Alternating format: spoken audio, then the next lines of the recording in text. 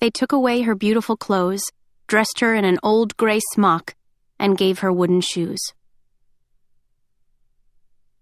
Chapter 1. The screw through Cinder's ankle had rusted, the engraved cross marks worn to a mangled circle. Her knuckles ached from forcing the screwdriver into the joint as she struggled to loosen the screw, one gritting twist after another. By the time it was extracted far enough for her to wrench free with her prosthetic steel hand, the hairline threads had been stripped clean. Tossing the screwdriver onto the table, Cinder gripped her heel and yanked the foot from its socket. A spark singed her fingertips and she jerked away, leaving the foot to dangle from a tangle of red and yellow wires.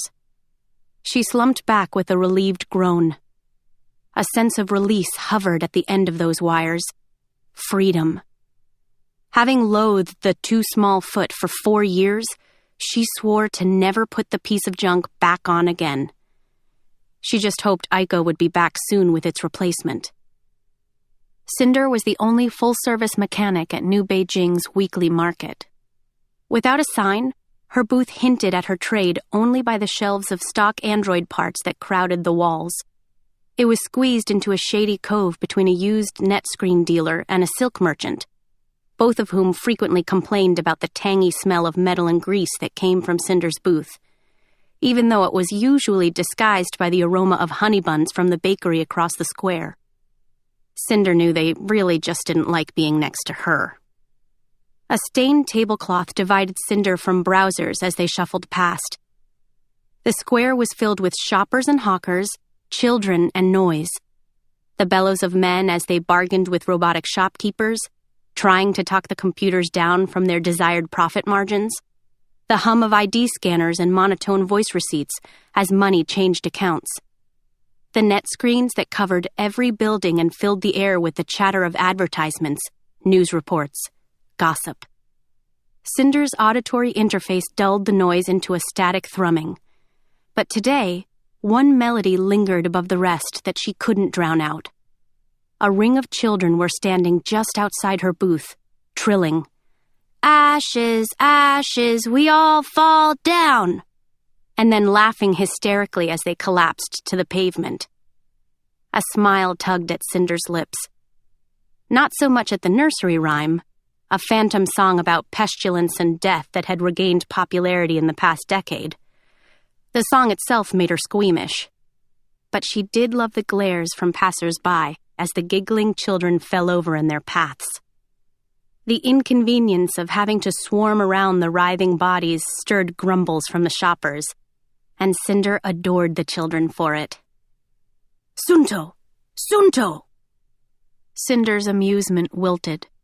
She spotted Chang Sasha, the baker, pushing through the crowd in her flour-coated apron. "Sunto, come here. I told you not to play so close to—" Sasha met Cinder's gaze, nodded her lips, then grabbed her son by the arm and spun away. The boy whined, dragging his feet as Sasha ordered him to stay closer to their booth. Cinder wrinkled her nose at the baker's retreating back. The remaining children fled into the crowd, taking their bright laughter with them. "It's not like the wires are contagious," Cinder muttered to her empty booth.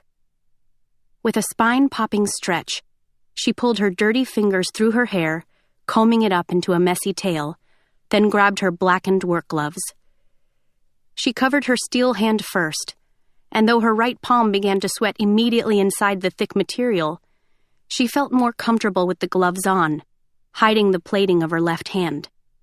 She stretched her fingers wide, working out the cramp that had formed at the fleshy base of her thumb from clenching the screwdriver, and squinted again into the city square.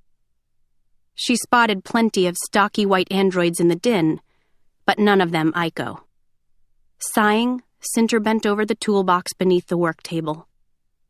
After digging through the jumbled mess of screwdrivers and wrenches, she emerged with the fuse puller that had been long buried at the bottom. One by one, she disconnected the wires that still linked her foot and ankle, each spurting a tiny spark. She couldn't feel them through the gloves, but her retina display helpfully informed her with blinking red text that she was losing connection to the limb. With the yank of the last wire, her foot clattered to the concrete. The difference was instant. For once in her life, she felt weightless.